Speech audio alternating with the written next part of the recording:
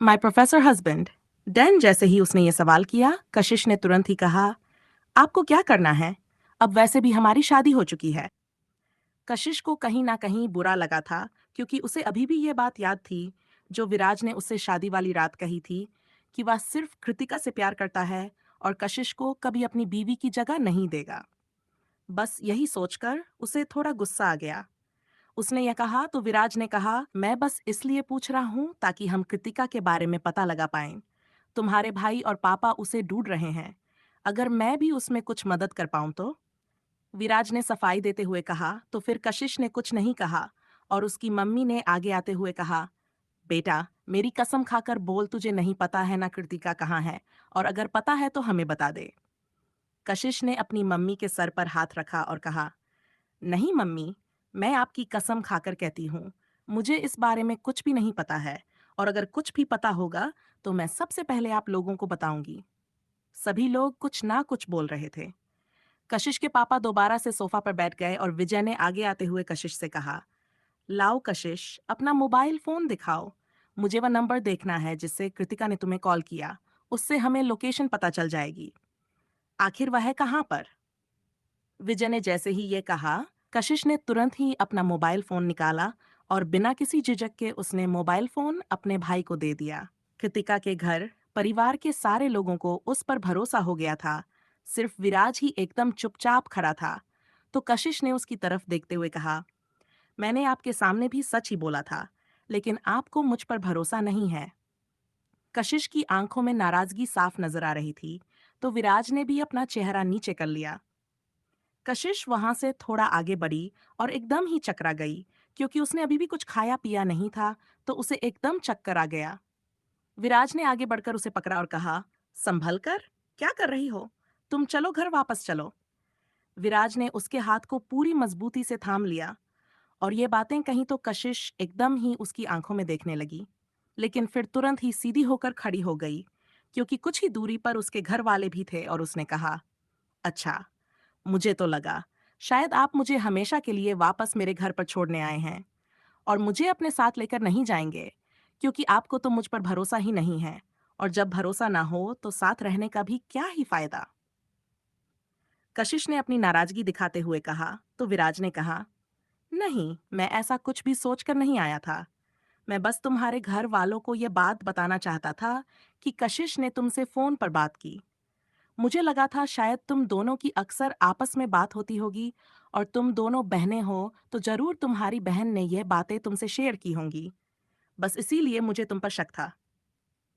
आखिरी लाइन बोलते हुए विराज काफी शर्मिंदा लग रहा था, और वह कशिश से नजरें नहीं मिला पा रहा था। कशिश की आंखों में आंसू छलक आए थे, लेकिन उसने कुछ नहीं कहा और दूसरी तरफ देखने लगी। तभी विराज ने बाकी सबकी तरफ देखते हुए कहा, अच्छा, मुझे इजाजत दीजिए। कुछ भी पता चले तो बताइएगा, और मेरी कोई भी मदद चाहिए तो मैं मदद करने के लिए तैयार हूँ। विजय ने वह नंबर अपने मोबाइल फोन में ले लिया था। उसने कशिश का फोन वापस देते हुए कहा, ये लो कशिश, और ये नंबर ब्लॉक कर दो। कोई जरूरत नहीं है कृतिका से कोई भी कांटेक्ट रखने की। अब तुम अपने घर परिवार पर ध्यान दो। इतना बोलते हुए विजय ने धीरे से उसके सिर पर हाथ रखा, तो कशिश ने हाँ में अपना सिर हिलाया, और विराज ने कहा, ठीक है, फिर हम चलते हैं। उसकी ये बात सुनकर सपना ने कहा, अरे जमाई सा, ऐसे कैसे इतनी जल्दी आप जा रहे हैं? आपने तो कुछ भी खाया पिया नहीं। विराज इस बात का कुछ भी जवाब दे पाता उससे पहले ही कशिश ने कहा, नहीं, हम घर जाकर सबके साथ ही डिनर करेंगे। वैसे भी डिनर का टाइम हो रहा है। कशिश ने चेहरे पर मुस्कुराहट के साथ ये बात कही, और फिर अपनी माँ से आकर गले मिली, और उसने पापा की तरफ देखते हुए कहा, पापा, आपको मुझ पर भरोसा है ना? उसके पापा कुछ नहीं बोल पाए। शायद वह किसी सोच में थे, लेकिन उन्होंने धीरे से कशिश को आशीर्वाद देते हुए उसके सिर पर हाथ रखा, और कशिश के लिए फिलहाल इतना ही बहुत था। वह उसके बाद चुपचाप बाहर आ गई, और सबसे मिलने के बाद विराज भी बाहर आया। विजय और सपना उन्हें दरवाजे तक छोड़ने भी आए थे। वह दोनों एक साथ कार में बैठे, और फिर विराज घर की तरफ ड्राइव करने लगा। कार में एक अजीब सी शांति थी, क्यों कि उन दोनों में से कोई भी कुछ नहीं बोल रहा था। कशिश इसलिए नहीं बोल रही थी क्योंकि विराज से नाराज है, जिस तरह से उसने छोटी सी बात का इतना बड़ा इशू बनाया और उस पर जरा भी विश्वास नहीं किया। उसे खुद भी नहीं पता कि किसी से 2 दिन के रिश्ते में वह विश्वास की उम्मीद कर भी क्यों रही थी। लेकिन फिर भी उसे बुरा लगा था, और वहीं विराज काफी शर्मिंदा था, इसलिए कुछ नहीं बोल रहा था। और उसने आखिर बात शुरू करते हुए पूछा, तुम्हें खाने में क्या पसंद है? विराज ने एकदम से यह सवाल किया तो कशिश ने चौंक कर उसकी तरफ देखा और कहा, क्या कहा आपने? कशिश के इस तरह से पूछने पर विराज ने कहा, सुनाई नहीं दिया या फिर सुनना नहीं चाहती हो? मैंने पूछा तुम्हें खाने में क्या पसंद है? कुछ भी नहीं, मुझे ऐसा कुछ भी खास पसंद नहीं है। जो भी बनता था घर पर खा लेती थी। इतने नखरे नहीं है मेरे।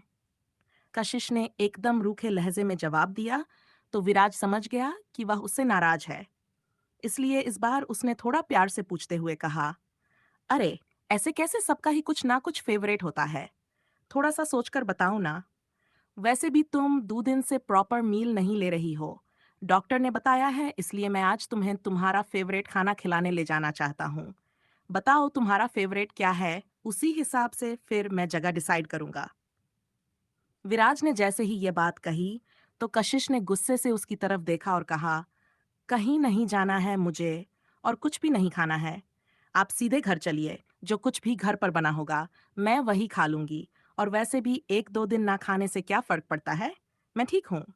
कशिश ने जैसे ही ये बात कही तो विराज को भी गुस्सा आ गया और उसने एकदम से कहा, दिखाई दे रहा है मुझे कितनी ठीक हो। तुम इसीलिए तो बेहोश हो गई थी आज कॉलेज में, और से कितनी देर के बाद होश आया था। मुझे डॉक्टर ने यह सब बताया था कि तुम ठीक नहीं हो, और फिर अभी तुम्हारे घर में भी तो कैसे चक्कर आ गया था तुम्हें। ये मत सोचो मैंने नोटिस नहीं किया। विराज ने ये बात कही तो कशिश ने कहा, अच्छा तो आपने नोटिस किया, लेकिन मेरी आंखों में जो सच्चाई थी उसे नोटिस करना भूल गए आप। इतना बोलते हुए कशिश मायूस हो गई तो विराज ने धीरे से कहा, आई एम सॉरी, मुझे शायद तुम्हारी बात सुननी चाहिए थी, लेकिन वह फोन पर कृतिका की आवाज सुनकर मुझे बहुत गुस्सा आया था, और वह मेरे सामने नहीं थी तो। इतना बोलते हुए विराज रुक गया। कशिश ने उसकी बात पूरी करते हुए कहा, तो उनका गुस्सा आपने मुझ पर निकाल दिया, और कब आप मुझे मेरी दीदी की तरह ही समझते रहेंगे? मैं कृतिका दीदी नहीं हूँ। मैं बिल्कुल भी उनकी तरह नहीं हूँ। आप मुझे कशिश की तरह देखिए, कृतिका की तरह नहीं। कशिश की यह बात सुनकर विराज सोच में पड़ गया, लेकिन उस वक्त उसने कशिश की बात का कोई जवाब नहीं दिया और चुपचाप पर ड्राइव करता रहा। कुछ देर के बाद उसने एक बहुत ही बड़े फैंसी होटल रेंट के सामने अपनी कार रोकी और चुपचाप अपनी साइड का दरवाजा खोलकर बाहर निकल आया। और बाहर आते ही उसने अपने हाथ में पकड़ी हुई चाबी साइड में खड़े हुए आदमी को देर गाड़ी पार्क करने को, और दूसरी साइड का दरवाजा खोलते हुए उसने अपना हाथ आगे बढ़ाया।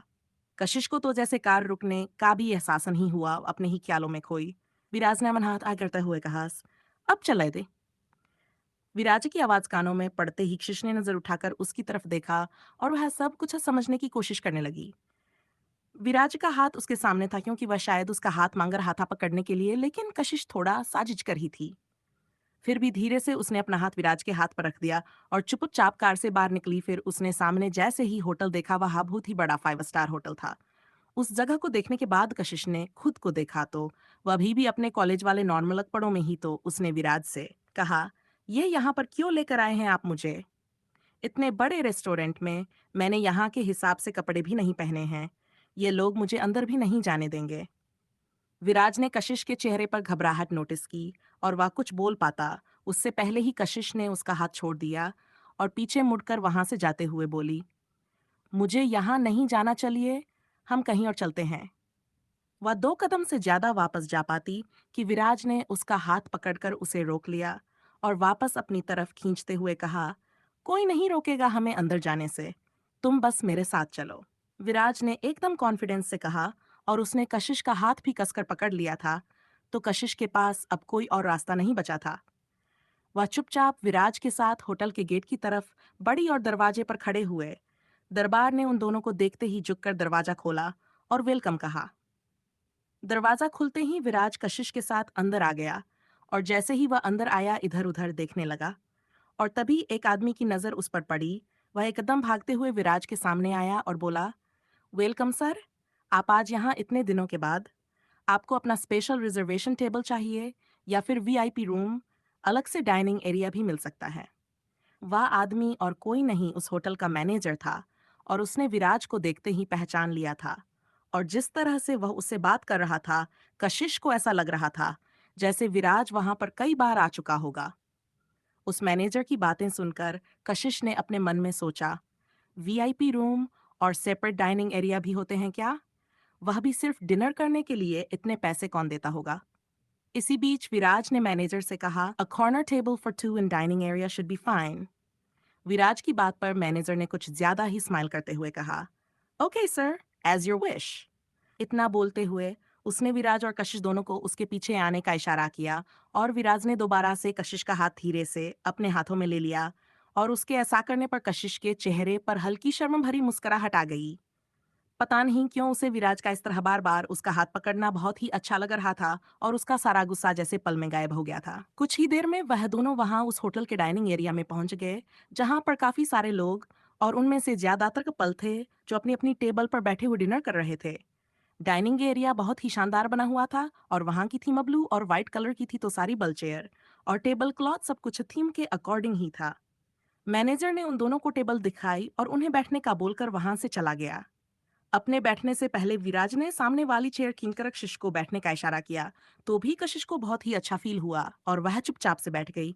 वह अपने कपड़ों की वजह से अभी भी थोड़ा साकवर्ड फील कर रही थी। वहां पर सभी लोगों ने काफी अच्छे कपड़े पहने हुए थे और वहां पर काफी अमीर लोग आए हुए थे। विराज के कपड़े भी इतने ज्यादा सूटेबल नहीं थे क्योंकि उसने भी अपने कॉलेज जाने वाले कपड़े ही पहने थे, लेकिन फिर भी वह काफी कॉन्फिडेंट नजर आ रहा था। टेबल पर बैठते ही विराज ने मेनू कार्ड उठाया, लेकिन फिर उसने मेनू कार्ड कशिश की तरफ बढ़ाते हुए कहा, ये लो, तुम खाना ऑर्डर करो, जो भी तुम्हें पसंद हो, क्योंकि तुमने मुझे तो बताई नहीं अपनी पसंद। विराज ने अभी कुछ देर पहले कार में उनकी जो कन्वर्सेशन हुई थी उसे याद करते हुए कहा, वह एक तरह कशिश से शिकायत कर रहा था। कशिश ने उसकी तरफ देखते हुए कहा, मैंने कहा तो था आपसे ऐसा कुछ भी नहीं है जो मुझे बहुत ज्यादा पसंद हो, और मैंने कभी इतना सोचा नहीं क्योंकि आज तक कभी किसी ने मुझे मेरी पसंद नहीं पूछी। ये बात बोलते हुए कशिश थोड़ी सी इमोशनल हो गई, तो विराज ने उसके हाथ पर अपना हाथ रखते हुए कहा, कोई बात नहीं, आज मैं पूछ रहा हूं तो आज सोच लो और डिसाइड कर लो। देखो क्या है तुम्हारा फेवरेट, यहाँ पर कई सारी क्यूजीन और डिशेज अवेलेबल हैं। विराज ने उसे कंफर्टेबल फील करते हुए कहा, तो कशिश को थोड़ा सा अच्छा महसूस हुआ और वह मेनू कार्ड खोलकर उसके पेज पलटते हुए देखने लगी। मेनू काफी बड़ा था और उसमें बहुत सारी चीज थी, इसलिए वह और भी ज्यादा कंफ्यूज हो गई। लेकिन फिर थोड़ी देर बाद उसने कहा, क्या मैं दो चीजें ऑर्डर कर सकती हूँ? विराज ने धीरे से अपना सिर हिला दिया और कहा, दो नहीं तीन चार, जितनी भी तुम खा सको तुम ऑर्डर कर सकती हो, और अगर बच गया तो हम पैक करवा लेंगे। विराज की बात सुनते ही कशिश जैसे एकदम बच्चों की तरह खुश हो गई और उसने एकदम से कहा, मुझे ये सावरडो पिज्जा और पिंक सॉस पास्ता ट्राई करना है। कशिश की बात सुनते ही विराज ने टेबल के बीच में रखी हुई बेल बजाकर वेटर को बुलाया और कशिश ने जो कहा था वह ऑर्डर दे दिया, और उसके बाद उसने अपने लिए भी एक डिश ऑर्डर कर ली। वह दोनों वहां पर बैठे हुए खाना आने का इंतजार करने लगे और तभी विराज ने धीरे से कहा, आई एम सॉरी कशिश। कशिश वहां की डेकोरेशन और बाकी सारी चीज नोटिस कर रही थी, इसलिए विराज के एकदम से सॉरी बोलने पर उसने विराज की तरफ देखते हुए कहा, हाँ, क्या सॉरी? आप मुझे सॉरी क्यों बोल रहे हैं? To be continued.